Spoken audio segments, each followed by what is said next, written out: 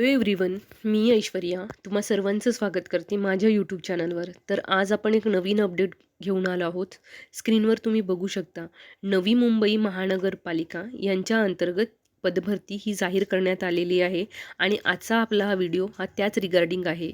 आजच्या आपल्या व्हिडिओमध्ये आपण जाणून घेणार आहोत की कुठले पदं आहेत, कोण इलिजिबल आहेत, किती वॅकन्सी आहेत, या संदर्भातचा आपण डिटेलमध्ये आजच्या व्हिडिओमध्ये चर्चा करणार आहोत. चला तर मग व्हिडिओला सुरुवात करूया. जाहिरात क्रमांक 04/2025 आणि दिनांक 13/12/2025ला हे नोटिफिकेशन जे आहे ते प्रसिद्ध करण्यात आलेले आहे. यामध्ये तुम्ही बघू शकता ऑनलाईन पद्धतीने अर्ज मागविण्यात येत आहे. गट क गट क श्रेणीतील ही पदे भरण्यात येणार आहेत. एकूण पदसंख्या आहे 12.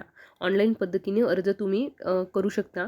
5/1/2026 म्हणजे पुढच्या वर्षी तुम्हाला फॉर्म फिलिंगची प्रोसेस ही स्टार्ट होणार आहे आणि 4/2/2026 पर्यंत म्हणजे 5/1/26 ते 4/2/2026 या दिनांकाच्या दरम्यान तुम्हाला आपलं ऑनलाईन फिलिंग हे स्टार्ट करायचं आहे. पण नोटिफिकेशन जे आहे ते आत्ता प्रसिद्ध करण्यात आलेलं आहे डिसेंबर महिन्यात. ठीक आहे.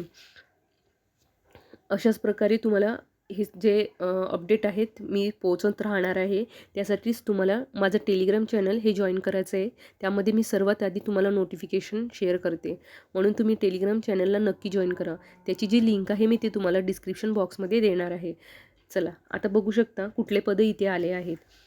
गट कचं पद आहे कनिष्ठ अभियंता विद्युत आणि कनिष्ठ अभियंता यांत्रिकी. या 2 पदांसाठी ही पदभरती घेण्यात आलेली आहे आणि यामध्ये 12 पदे आहेत टोटल भरावयाची. कनिष्ठ विद्युतसाठी 8 पदे आहेत आणि जे मेकॅनिकल इंजिनिअरिंग आहे त्यांच्यासाठी 4. विद्युत म्हणजे इलेक्ट्रिकल इंजिनिअरिंग. वेतन स्तर आहे S14चं तुम्ही बघू शकता इथे. ठीक आहे. 7व्या वेतन आयोगानुसार वेतन श्रेणी इथे दिलेली आहे. ठीक आहे. ऑनलाईन पद्धतीने अर्जाची दिनांक आपण बघितली आहे 5/1/2026 पुढच्या महिन्याच्या 5 तारखेपासून आपण करू शकतो म्हणजे पुढच्या वर्षीच्या पण. ठीक आहे. नंतर 4/2 म्हणजे फेबपर्यंत तुम्ही याचं ऑनलाईन अप्लिकेशन 4 तारखेपर्यंत हे करू शकता. ठीक आहे. परीक्षेची जी हॉल तिकीट राहणार आहे ती तुम्हाला 7 दिवसाआधी तुम्हाला त्यांच्या साईटवर प्रसिद्ध करण्यात येईल. तुम्हाला मेल किंवा मेसेज येईल 7 दिवसाआधी आणि मग तुम्ही लॉग इन करून आपलं ID पासवर्ड टाकून तुम्ही आपली हॉल तिकीट हे जनरेट करू शकता. ठीक आहे.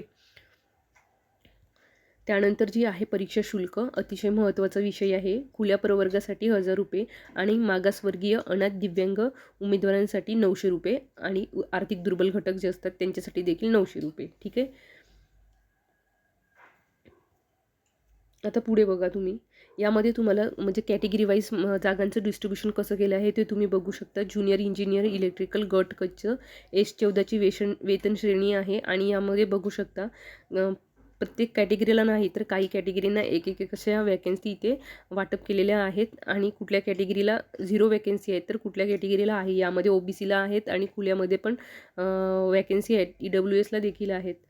ठीक आहे. अशा प्रकारे काही कॅटेगरीसाठी वॅकन्सी आहेत. जर काही कॅटेगरीमधनं वॅकन्सी नाही आहे तरी ते इच्छुक आहेत फॉर्म भरायला तर ते ओपन कॅटेगरी म्हणजे खुला अराखीव या वर्गगटातून तुम्ही अप्लायकेशन हे करू शकता. यामध्ये आता इसेन्शियल क्वालिफिकेशन काय आहे म्हणजे शैक्षणिक अर्हता आपण जाणून घेऊया. मान्यताप्राप्त विद्यापीठाची विद्युत म्हणजे इलेक्ट्रिकल अभियांत्रिकीतील पदवी बघा डिप्लोमा असेल.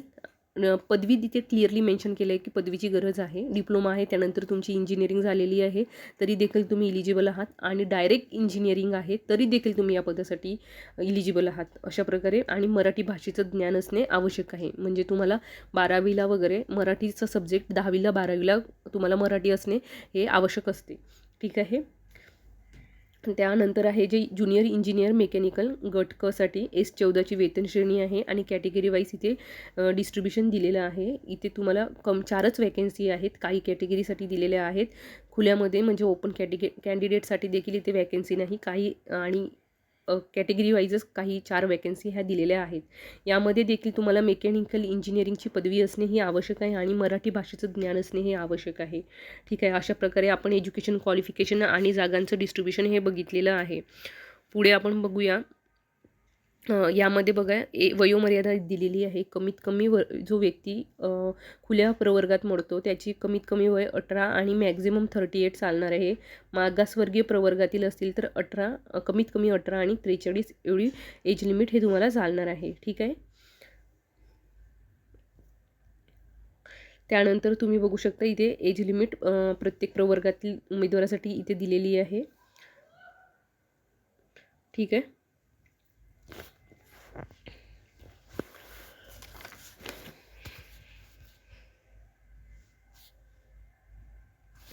आता पुढे बघू शकता आपण बाकी इतर गोष्टी माहिती जाणून घेऊया. निवड प्रक्रिया देखील ऑनलाईन पद्धतीनेच एक्झाम ही कंडक्ट केल्या जाणार आहे.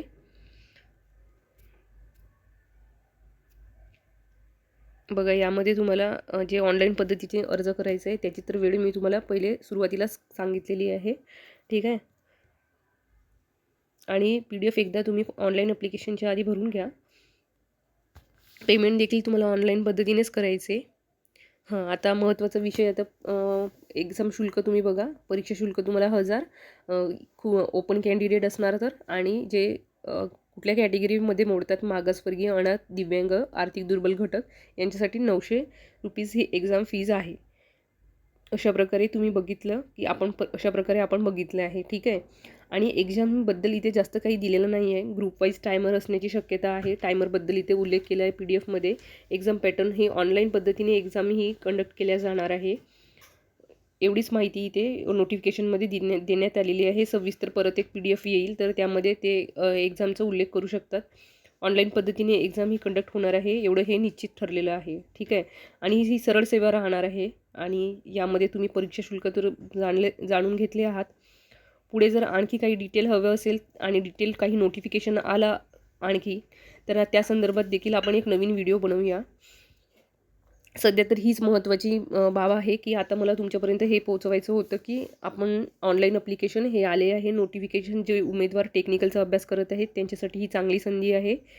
12 वॅकन्सी आहेत टोटल इलेक्ट्रिकलसाठी, आणि टोटल इलेक्ट्रिकलसाठी 8 वॅकन्सी आणि मेकॅनिकलसाठी 4. अशा प्रकारे टोटल 12 वॅकन्सी आहे. चला मग जे इच्छुक उमेदवार आहे आणि कॅटेगरी वाईज ज्यांना भरता येणार आहे त्या उमेदवारांनी नक्की इथे अप्लाय करून एक चान्स स्वतःला दिलं पाहिजे असं मला वाटते. आणि अशाच नवनवीन अपडेट्ससाठी आमच्या चॅनलला लाईक, शेअर, सबस्क्राईब करायला अजिबात विसरू नका. धन्यवाद.